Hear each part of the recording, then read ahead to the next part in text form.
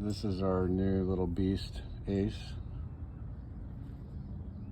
I've been trying to make videos for about the last 6-8 weeks, but I can't make a video because every time I start to make a video, he starts doing something, making noise. So I've had some thoughts and ideas and just stuff I wanted to share, but I've honestly been so busy trying to deal with him, and we even hired a trainer, and the trainer said that he's a stubborn dog. So anyway, he's a good boy. He's going to be a good protector, and he's going to be a good guard dog, but he's stubborn is a good word for him. It's not going to be easy, but he's doing well, and we're working on him. And things are like that, you just have to keep going, keep working on it, not get too disappointed or too upset, and just keep plugging away and just keep making improvements. Anyway, so I was thinking about making a video series, basically like what Paul has. Paul has his Pockets of the Future series, and it's Paul Pockets of the Future. He calls it the Journey series, and he talks about just a lot of stuff with heartfulness, meditation, but with his own personal experiences and stuff. And I found it to be extremely helpful. And if you haven't heard of Paul and Pockets of the Future, check it out. He does videos for like entertainment type videos, but then he also does spiritual videos that are really just they changed my life. I mean, I wouldn't be where I'm at without them, without Paul. Paul is actually he's what got me to do the meditation I'm doing right now, it's called Sahaj Marg, which is called the natural path, but they call it heartfulness. It's kind of its brand name, but originally it's called Sahaj Marg, and I have found it to be a very natural path, and it's working well for me, and I'm really blessed. I feel blessed that I was able to learn. And anyway, so I was just going to do like a little brief like spiritual journey rundown, and maybe make 2 or 3 videos along those lines. My first experiences with, maybe I'll just talk about my childhood a little bit really quick. So I was raised Catholic in terms of, church, formal church. I went to the Catholic church. I was raised baptized Catholic, raised until I was about 12, and until my mom said I didn't have to go anymore. And I really hated it, honestly. I hated every minute of it. It was just nothing there. It was not something that inspired me. It was just something I had to do. And so I did that for, and it's really interesting, you get that indoctrination within it right away. And the only thing I really remember about Catholic Church was the fact that they basically said that all other Christianity was false, and the only real way to heaven was through the Catholic Church. And like they had the lock on it, like they had the lock on the indoctrination was such that if you didn't do, basically if you weren't Catholic, you were going to hell. That was really the simple answer. And so anyway, just that's my only real takeaway from Catholic Church. Also, a lot of they really focused real heavy on the crucifixion. That was the big thing for them, and really reliving the trauma of that, and really celebrating that. And then of course the resurrection. And it's interesting, Easter's coming this Sunday, and they talk about him coming back from the dead. I mean, it was all like a big ritual. Every church service was like a ritual. They recited stuff about the crucifixion, and then they you partook in the drinking of the blood and eating of the body of Christ, which is creepy and weird anyway, right? And so anyway, that was kind of the end of my spiritual journey in terms of the church. But on a personal level, I was having real horrible, like, nightmare stuff, really weird, like, dark experiences. I just call it experiences.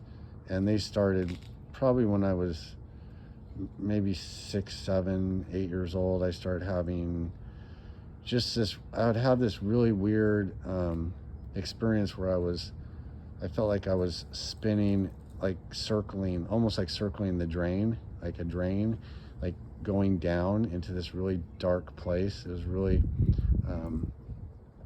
really scary and dark, and but it had, like a strange physical sensation with it. So it was like I was asleep and awake. And I would get up and go stare at the light. I would turn the light on in the bathroom and stare at the bathroom light. I don't know why I did that, but that's what I did to try to get out of that, from having that experience, because it was so scary and negative. And I had, like, I wouldn't call them night terrors for a while, but I would, that was happening. And then I remember one night I was just kind of looking, and I had a basement bedroom and had bunk beds, and my brother was on the bottom and I was on the top, for a while. And then my brother moved upstairs and he had his own room, and then I had my own room. And but I was looking in my closet, and it must have been really dark, because my bedroom had a window, and I lived out in the country, so there wasn't a lot of street lights or anything like that, so it was dark in my room. But all of a sudden, I'm just sitting there staring at my closet, and I see these 3 figures coming out of my closet. And it was, I still remember, it was kind of wispy white. They weren't in color or anything, because it was dark, but like ethereal, very wispy, kind of like when you see a ghost or you hear about ghosts. They kind of looked like that, but there was a woman in front, and there was 2 men kind of to her side and just a little back from her. And I still remember that very clearly. Well, I lost my mind. I just started screaming. I freaked out completely. Started screaming for my mom, and never had that happen again. In retrospect, I think that those were visitors, like off-worlder visitors coming to check on me or see me. And because they never came back, and I think they didn't really, obviously didn't want to scare me that badly, but I was already in this state of anxiety and having these, like I said, these weird, like, dreams, these negative, dark experiences, almost like, when I hear people talk about spiritual attacks, that's what I kind of felt like. I felt like it was this, like, spiritual attack. And but I didn't know that at the time. This is like, the early 70s, the mid 70s. So I didn't know anything about anything.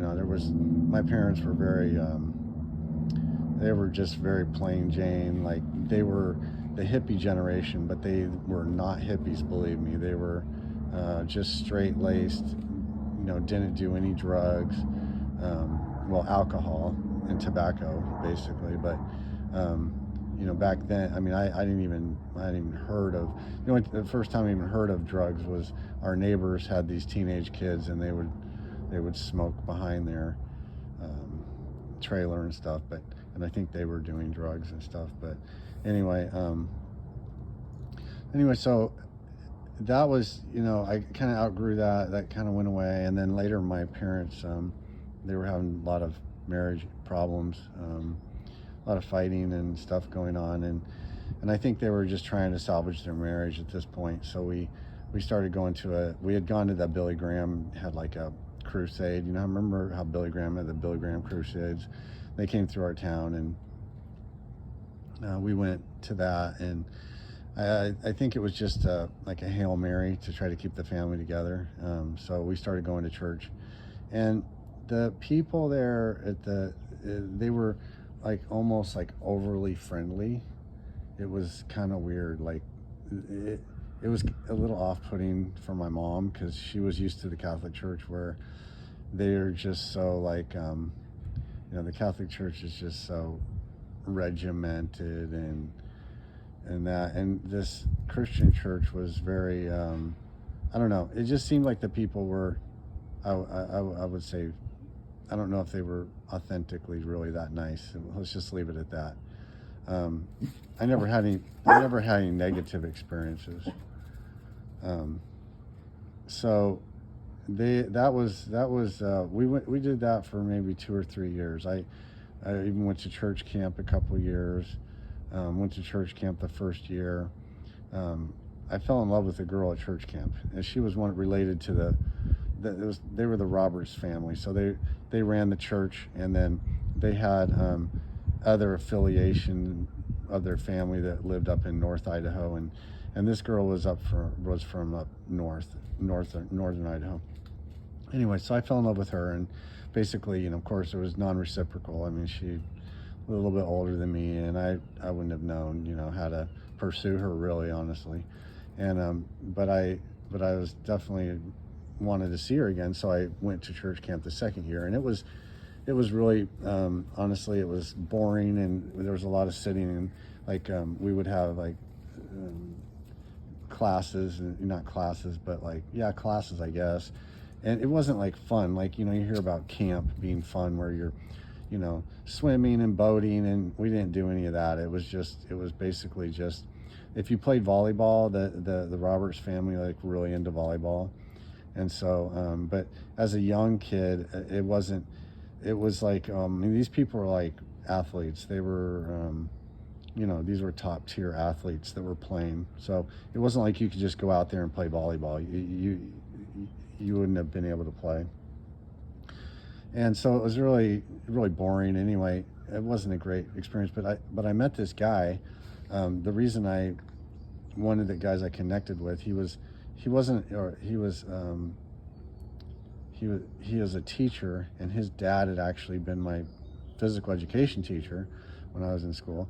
And he was really just a really sweet guy, and just really tried to live that Christ-like, he was really, he really put that forward, and so that was an inspiration for me. And I kind of, hung out with him a little bit, but he, again, it's all just dogma and stuff, and it's just so dogmatic, and it's almost like the problem I have with Christianity is it's they're always trying to prove something, and it's they just lose, I don't know, it's lost the message. And anyway, I didn't have a negative experience with it. It was still positive, but I think I'll just stop it there for now, and then I'll maybe make a part 2.